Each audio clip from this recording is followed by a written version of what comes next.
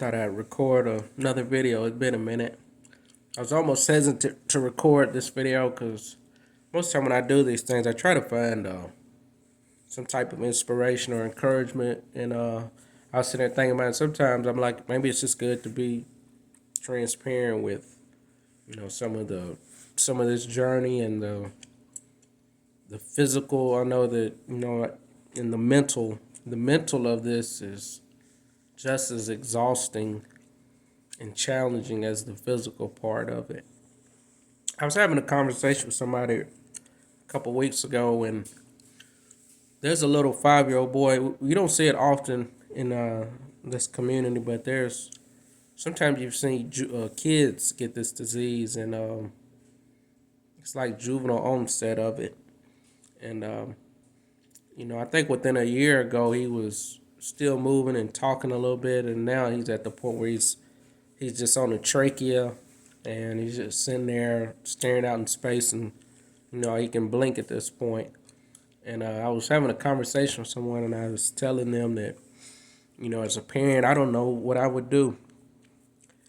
I'm just sitting here thinking about what kind of decisions I would make, and the person automatically, oh, you would do anything you could for your child. You would do whatever you needed to do to make sure they could keep living and keep going. And I think I know what they were saying, and I know their intent. And I think because of my experience with this disease, I have a different perspective of things. And I had to tell them, I was like, this is suffering. This is, being a 5-year-old, 6-year-old boy like Jathan, your age, I couldn't imagine how tough it would be to roll him up to a glass window, to tell him his life would be rolling him up to windows to look outside to see other kids play, and tell him, it's just a very tough thing to live with. You're looking at a life that, unfortunately, you don't participate in it the same way. And I can't even imagine how difficult as a child that must be, to the things he more than likely won't get to experience. My situation has made me think so deeply with people with disabilities or people that have been born certain ways. And man, I have a big place in my heart. I hate that this is, me going through my own experiences has caused me to tap into that world and have so much sympathy and empathy that people have to, have these type of lives and, smile and, knowing the frustration that could be happening. And,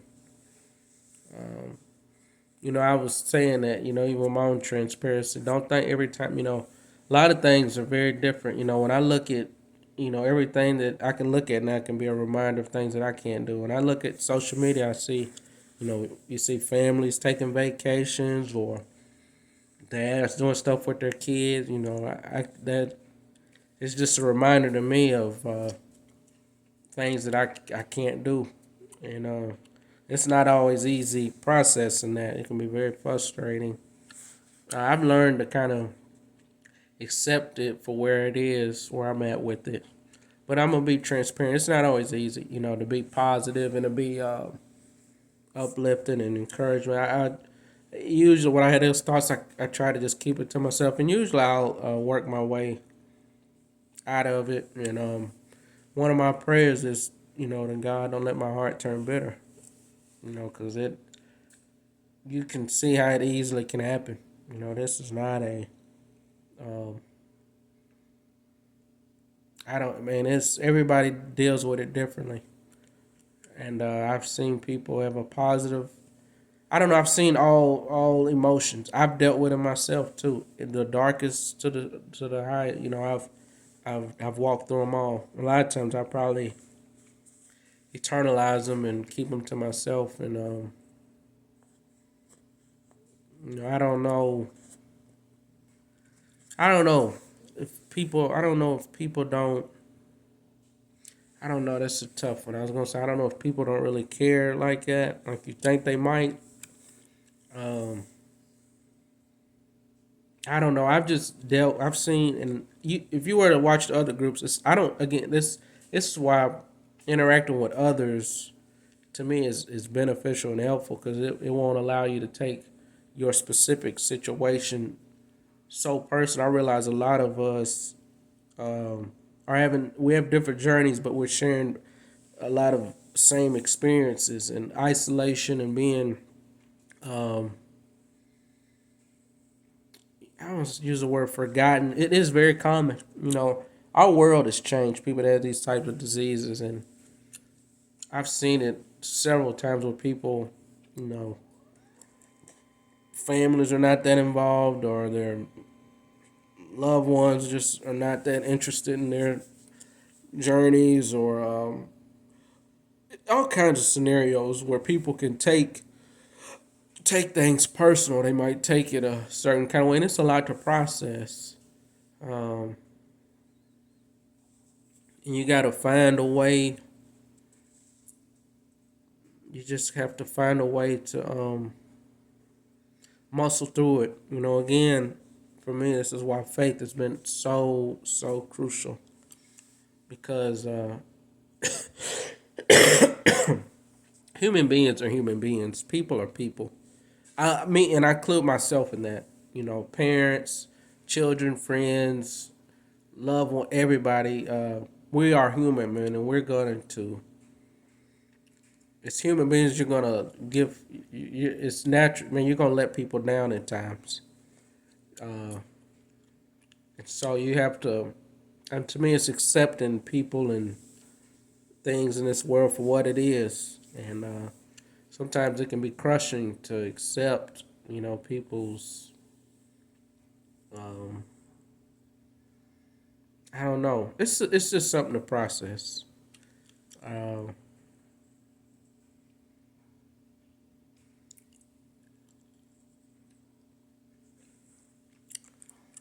Going back to the little boy, I think I have a different perspective when I said that I didn't know,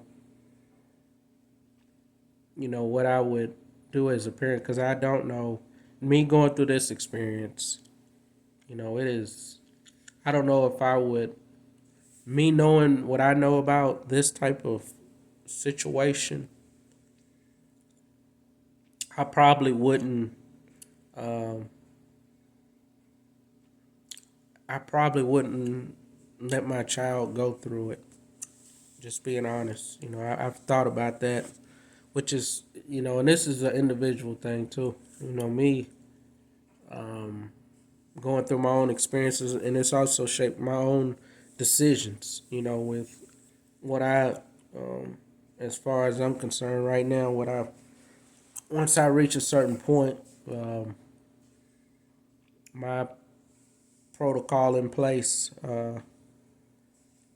because extending this is, especially when there's really not too much hope down the pipeline. It's a disease where they say it's the level of hope is very very very low. We've it's fought for different things, and it's just you got to accept the world's priorities, and they're not in like a urgent rush to figure this stuff out.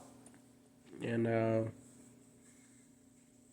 you just there's a tricky balancing act that you try to do with acceptance, but also be willing to fight. And you walk it daily.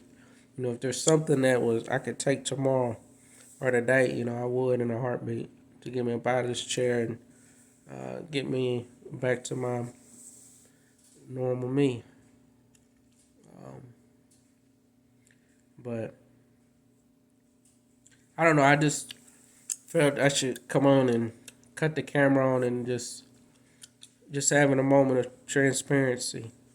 And cause yeah, it's not always as easy. I think sometimes I really try to be intentional and be make a conscious effort what type of energy I put out, what type of demeanor I have in front of people. How I'm talking, how I'm looking. Uh, but I also know what I deal with on the inside, and it's not always easy for sure. That's why I'm so sympathetic with people that go through this, and you see it all, man, and I totally get it. Um, I told my mom the other day, I said, sometimes I think y'all just see me roll or put myself in my chair, and it looks, uh, I don't know if I can make it look easy. I talked to other people. I remember a nurse and the girl I used to work with her, but she was telling me she had worked with people that had this disease, and she was saying how difficult it was just to get a person at this out of bed, like physically and mentally, because it's so draining. And she was like, that's what be one of the toughest parts, just getting them up out of their bed, getting them on a day going. And it made me think about, with this disease. I ain't gonna lie to you, like sometimes for me it's easier to find something to to die for than to live for with this at times, because it's I don't know, it can really make you really look deep at the quality of life of people. And my heart is just it's this situation has made me have such a big heart for people that have disabilities. And it is, you know I have a lot of compassion for it. And I think that's it. Signing off.